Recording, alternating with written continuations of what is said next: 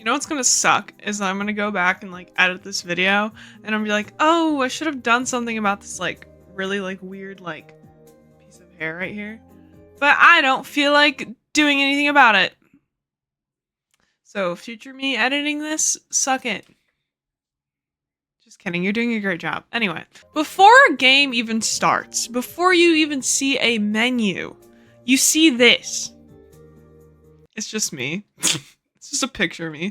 Every time you guys ever open up a game, it's just no, you don't see that, but you do see a logo. And as for many of you who know, or maybe you don't know, I studied graphic design in college. So I don't really know a lot of things, but if it's one thing I do know, it's logos. What really honestly inspired me to do this video was the HAL Laboratory logo. I think it's gotta be like one of my favorite game company logos out there. So that's exactly what I'm gonna start with is HAL Laboratory. You guys know them as the people behind Kirby. Before we even like talk about the logo itself, I just want to mention like the name HAL and where it came from. It was named after the computer from a 2001 Space Odyssey. And back in like 2012, or I think it was 2012. There was an interview and in it they said that the company was named HAL because each letter was one step ahead of IBM. But in their logo, it shows a little doggy and he's like kind of like curled up a bit over some eggs on an S. Simple as that. I really think this logo like embraces that whole principle of like less is more because it's minimal, but it's also very memorable. There's also a very like emotional aspect to the logo as well, obviously. Very nurturing in a way. I think one of the things I would definitely change though, no one even asked me to change anything about this logo, but if there's one thing I would change about the logo is nothing. Just kidding. It would probably just be the text, the way it's laid out. I don't like how it's like smush, you know, and then you have HAL and it's like more bolder, but I love it. It's such a good logo. Moving on to the next. Now we got Hudson Soft. A lot of people know Hudson Soft for Bomberman or Mario Party series, but I love this little bumblebee guy. He means the world to me. I have this like really like weird motherly instinct toward this bumblebee guy, and I don't know if it's just because I just saw this like really emotional edit of Stingbee in Mario Kart.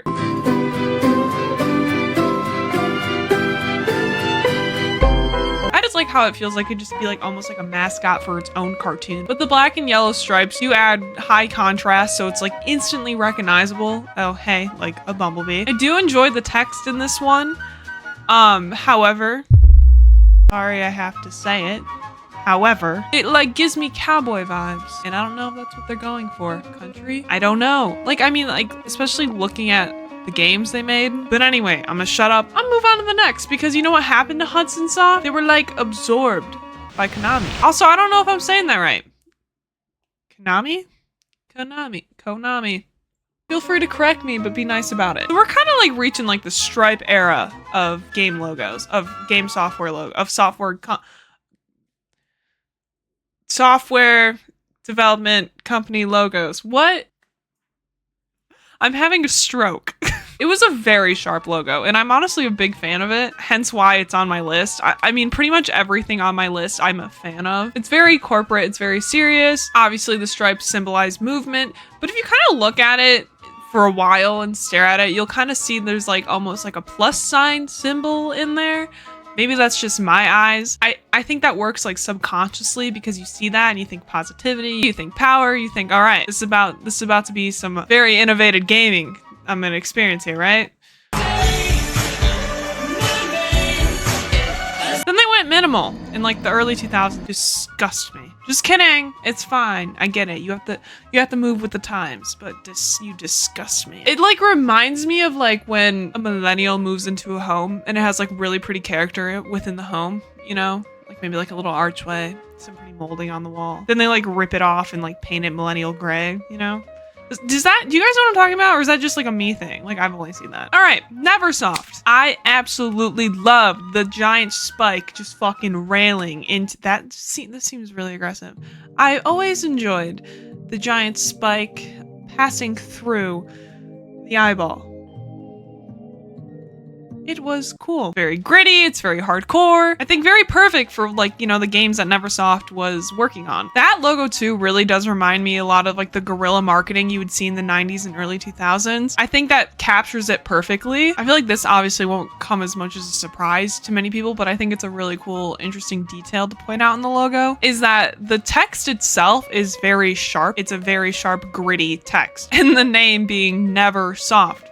Neversoft. Even though Neversoft isn't around anymore, I think we can all agree that logo and that eyeball is eternal. I want to talk about Midway now. It may not be very interesting to many people, but I think Midway's logo is probably one of my favorite logos, and I could probably write a whole paper on it. Red and black, always great whenever used in logo design. Nice little sans serif typeface, very blocky, super easy to read. You have that M, that geometric M shape logo thing going on, right? It's super sharp, and knowing like the type of games like Midway was pumping out, Mortal Kombat, sport games. Midway presents NFL BLITZ 2000. It very much resembles like almost like a spike in like a heart rate monitor. Pretty fucking clever. And I love it. I eat that shit up. Props to you, Midway. Props to the graphic designer at Midway who made that logo. I kind of threw THQ into this in the sense that the company is just kind of like always throwing out like wild cards of games. You know, it's working on SpongeBob one week, got Destroy All Humans the next week. You never really know what they're gonna give you, right? I'm also talking about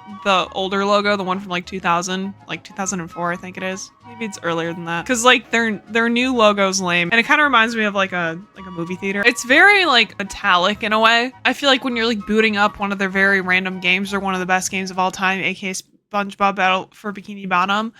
Because a lot of the times, they reach out to franchises or franchises will reach out to them, be like, make a video game for me or I'll make a video game for you. So it's very easy to recognize. It suggests like a very high-tech industrial feel. It's clean enough for corporate, but it's also enough for like the average gamer to see and be like, yeah, that is a gaming company. One thing I could never really decipher within the logo, and I don't know if it's just a random design choice that they liked and they rolled with it, but if you look at the T, the H, and the Q, you'll notice this like really weird, almost like boot shape cut out in the side of the letters. It seems to be all on the same plane with the T and the H, but on the Q, it's on the bottom part of the tail. But if you look at like the newer logo too of THQ, I think they're just THQ Nordic now. After like, I think it was like 2011, they became THQ. But if you look at like the new THQ logo, that has a lot of negative space in it too. So maybe they just like their negative space.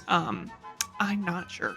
So now we're gonna look at Jaleco, and not even just like one specific logo, but they were like changing their logo up, like I swear to God, like almost like every 6 years. Like quite literally all the way up to like their bankruptcy. Their first logo is very clunky, very chunky. There's also like a nice like sleekness to the logo itself. Feels like a very retro, like almost like a hotel. I don't know why hotel comes to mind, but you know what I mean? Like a very high class hotel. Then their next logo, we're back in like the squiggly line era. I think the thing about this one is that it's just a huge jump to something different. I think we could have all done without the little squiggly line circle thing next to the name.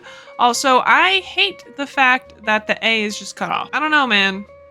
Maybe we could have shortened the legs on the text of the A so we could have gotten the cap, like the roof of it, but I'm not a fan. And then to the Jaleco, I think we all kind of know of is the one that was used in like 2002 and 2006. That nice little like purple. I'm a fan of the lowercase j. I think that looks great. So anytime you have like a lowercase I or a lowercase j, you leave it with like, you know, the superscript dot. And it reads as just like internet technology. So I think that was a really good step within their logo. But then after that, impact font. Who let them do this? Who let them use impact font? Hello? You know, logos, they're pretty much just a big intro to like whatever a company is about to offer to you. And they're very important because if you make a very forgettable one, you're gonna be like, wow, what was that game I played by that one company? Let me know if you have a favorite out there that I didn't talk about. Maybe there's some smaller companies out there that I've never heard of that had some fucking sick logos. Please let me know. I want to look them up and see them and look at them with my 2 eyes.